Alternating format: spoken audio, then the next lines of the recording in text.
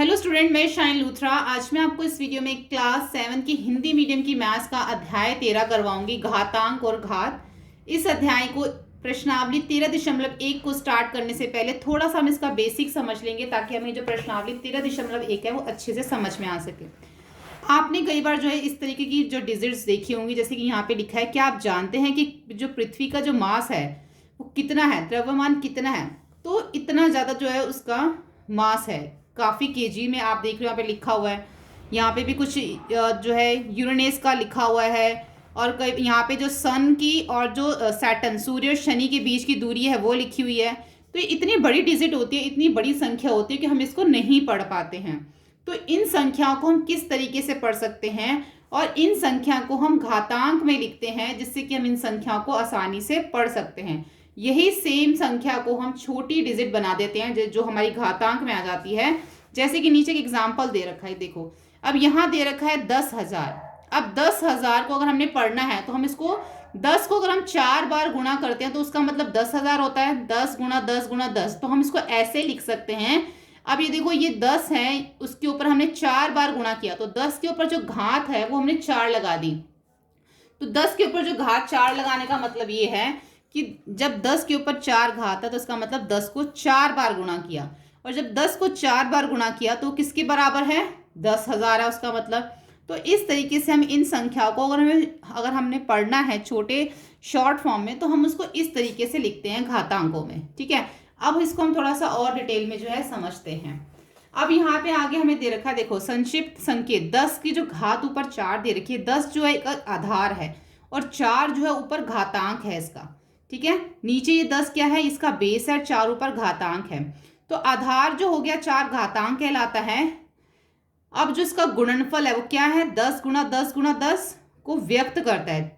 10 की जो घात 4 है इसका मतलब क्या है?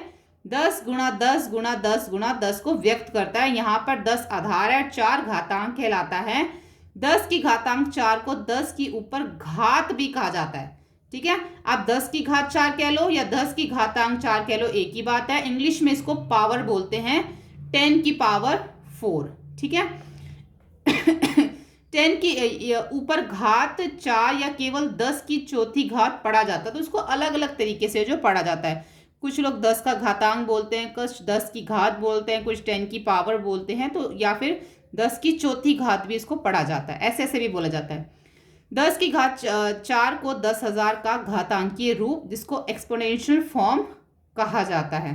ठीक है, पहले तो आपको ये चीज़ समझ आ गई, घातांक और घात क्या है, आधार क्या होता है, हम इस घातांक में क्यों लिखते हैं, कैसे लिखते हैं, ये चीज़ समझ में आ गई। ऐसे अब हम इसको और आगे देखते हैं, इसको समझ लेते हैं और अच्छे से। जैसे यहाँ पे लिखा हुआ है 1,000। ठीक है, अब 1,000 जो है, अगर हमें इसकी घात पता करने की, इसकी हम इसको घातांकी रूप में किस तरीके से लिखेंगे, तो उसके लिए हम ऐसे करते हैं कि हमारे पास कोई भी संख्या दे रखी हो, कोई भी संख्या, हम उसका जो है इस तरीके से एलसीएम निकाल लेते हैं, लघुत्तम समवर्ती। ठीक है, इसको पहले 10 से करेंगे, 10 एकम 10, फिर 2 0, फिर 10 से करेंगे, 10 एकम 10, फिर 1 0, फिर 10 से करेंगे 1। ठीक है, तो कितने आ गए? 1 2 3। तो 10 की घात कितनी हो गई? 3 हो गई। ऐसे ही पीछे जब हमने 10,000 की 10,000 का किया था और उसकी घात 4 लिखी थी, तो वो भी हमने इसको इसी तरीके से किया था। पहले 10, फिर 1, फिर 3 0 ऊपर से, फिर 10 से करेंगे, 10 एकम 10, फिर 2 0 ऊपर से, फिर 10 एकम 10, फिर 1 0 ऊपर से, फिर 10 एकम 10। ठीक है, तो ये क्या हो गया था? इसमें 1 2 3 4, तो यहाँ पे 10,000 की क्या हो गया था? 10 की घात 4 हो गया था। यहाँ पे 1,000 का 10 की घात 3 हो गया। ठीक है, अब आपको ये समझ में आ गया, अगर हमने इसको घातांकी रूप में लिखना है, घात के रूप में लिखना है, तो हमें इस तरीके से लघुत्तम समवर्ती लेना पड़ेगा, चाहे यहाँ पे संख्या कोई भी हो। एक चीज़ ये हो गई। अब आप ये देखो कि जब हम घात पढ़ते हैं तो कुछ ऐसी घात होती है जिनके जो हैं फिक्स नेम होते हैं, कुछ उनके स्पेशल नेम होते हैं कुछ घातों के। कौन कौन सी वो घात है जिनके स्पेशल नेम होते हैं? एक तो होता है जब इसके ऊपर घात 2 होती है, जब किसी के ऊपर भी, मान लो 10 के ऊपर ऐसी 2 घात दे रखी है, तो हम उसको वर्ग पढ़ेंगे। सिर्फ ये तब के लिए है जब 2 दे रखा ऊपर, 10 का वर्ग 2 पढ़ेंगे। अगर इसके ऊपर 10 के ऊपर 3 दे रखा है तो हम इसको 10 का घन पढ़ेंगे, फिर हम इसको घात नहीं पढ़ेंगे। सिर्फ 2 के लिए वर्ग पढ़ेंगे और 3 के लिए क्या पढ़ेंगे, घन पढ़ेंगे। तो यहाँ पर जो है ये 10 का घन 3 है, ठीक है। तो ये सिर्फ 2 के लिए है और ये 3 के लिए है। बाकी कोई भी नंबर हो, 4 हो, 5 हो, 6 हो, उसको हम घात पढ़ेंगे या घातांक बोलेंगे। लेकिन जब 2 होगा और 3 होगा तो 2 के लिए वर्ग बोलेंगे और 3 के लिए घन बोलेंगे, जिसको इंग्लिश में वर्ग के लिए स्क्वायर्ड बोलते हैं और घन के लिए क्यूब बोलते हैं। तो मेन पॉइंट जो है वो हमने समझ लिए हैं। अब हम जो इसकी प्रश्नावली स्टार्ट करते हैं। अगर आपको ये चीज़ समझ आ गई है तो हम इसकी प्रश्नावली अब आसानी से कर सकते हैं। निम्नलिखित के मान ज्ञात कीजिए। अब हमें इसके अंदर मान ज्ञात करना है। अब यहाँ पे 2 की जो घात है वो 6 दे रखी है, तो इसका क्या मतलब होगा, जब 2 की घात 6 दे रखी है तो इसका मतलब 2 को हमने 6 बार गुणा करना है। इसका मतलब यही है। जैसे कि अभी आपने हमने देखा है, यहाँ पे लिखा है 2 की घात 6, इसका मान निकालना। तो इसका मतलब ये है कि 2 को हम 6 बार जो है वो गुणा करेंगे। 1 2 3 4 5 और 6। और जब हम इसको 6 बार गुणा करेंगे तो 6 बार गुणा करने पे क्या आएगा, 64। दूसरा है इसका 9 की अब हम ऊपर जब 3 दे रखा होगा तो मैंने आपको क्या कहा था, इसको क्या पढ़ना होगा, इसको फिर हम पढ़ेंगे घन। अब यहाँ पे 9 का घन दे रखा है 3, यानी कि हमने 9 को 3 बार गुणा करना है। 9 को 3 बार गुणा करेंगे तो हमारा आएगा यहाँ पे 9 को 3 में 729, ठीक है।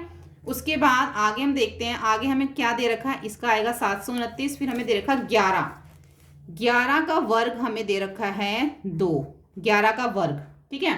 11 का वर्ग बोलेंगे तो हम समझ जाएंगे कि 2 है। 9 का घन बोलेंगे तो भी हम समझ जाएंगे कि 3 की बात हो रही, क्योंकि घन 3 में आएगा और वर्ग 2 में आता है। तो यहाँ पे हम 9 का घन बोल सकते हैं और यहाँ पे 11 का वर्ग बोलेंगे। तो यहाँ पे 11 का वर्ग है, इसका मतलब 11 को हमने 2 बार जो है गुणा करना, इसका आएगा 121। तो ये हो गया हमारा प्रश्न 1। प्रश्न 2 में हमें निम्नलिखित को घातांकीय रूप में व्यक्त करना है। तो अब हमें इसको घातांकीय रूप बताना है। यहाँ पे मैं दे रखा है पहला 6 गुणा 6 गुणा 6 गुणा 6, कितनी बार है, 1 2 3 4। तो इसका घातांकीय रूप क्या हो जाएगा, 6 का जो घात है वो 4 हो जाएगी। ऐसे ही दूसरे वाले में t गुणा t, यहाँ पे जो t का वर्ग हो जाएगा। उसके बाद हमें दे रखा है थर्ड में b गुणा 4 बार, तो यहाँ पे हो जाएगा b का घात 4 हो जाएगी। उसके बाद 5 गुणा 7 गुणा 7 गुणा 7। अब देखो यहाँ पे 5 भी दे रखा है और यहाँ पे 7 भी दे रखा है, तो इसमें दोनों अलग दे रखे, तो हम इसको अलग अलग करके लिख देंगे। अब यहाँ पे 5 का वर्ग हो गया और यहाँ पर 7 का घन हो गया, ठीक है। ये 2 बार है, 3 बार है। आगे जो फिफ्थ है उसमें हमें फिफ्थ में क्या दे रखा है, 2 गुणा 2 a गुणा a। तो यहाँ पे a का वर्ग हो गया और यहाँ पे 2 का वर्ग हो गया और a का भी वर्ग हो गया। ऐसे ही 6 का जो है a गुणा a, उसके बाद c गुणा c और उसके बाद d। तो यहाँ पे क्या हो गया, a का वर्ग हो गया गुणा c का भी वर्ग हो गया और d हमारा c कितना दे रखा है हमें, यहाँ पे 4 दे रखे हैं 4। तो यहाँ पे c आ जाएगा और ये d। तो c हो गया हमारा 4, a का घन हो गया, c की घात 4 हो गई और d हमें 1 ही दे रखा है, ठीक है। तो इस तरीके से हम प्रश्न 1 और 2 करेंगे। नेक्स्ट वीडियो में हम इसका आगे का करेंगे, प्रश्न 3 4 5। नेक्स्ट वीडियो में हम इसके 2 प्रश्न करेंगे। अगर आपको ये वीडियो हेल्पफुल लगी हो तो प्लीज़ आप इसे लाइक शेयर सब्सक्राइब करें। Thank you.